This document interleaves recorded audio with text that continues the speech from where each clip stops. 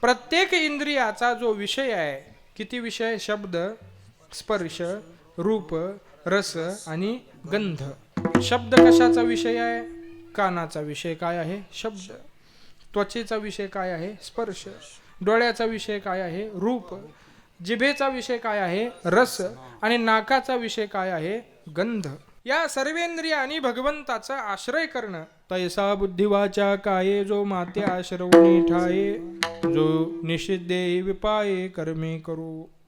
सकळा इंद्रिया आहे माझी विनंती, नकाहू परती पांडुरंगी. महाराज सांगतात की सर्व इंद्रियांनी भगवंताचा विषय केला पाहिजे. भगवत भक्ताचं लक्षण आहे, विषय तो त्यांचा झाला नारायण, नावडे जनधन माता पिता. एक विषय तो सकळांचा हरी, अशी अवस्था झाली पाहिजे. ती भगवत भक्ताचं लक्षण आहे.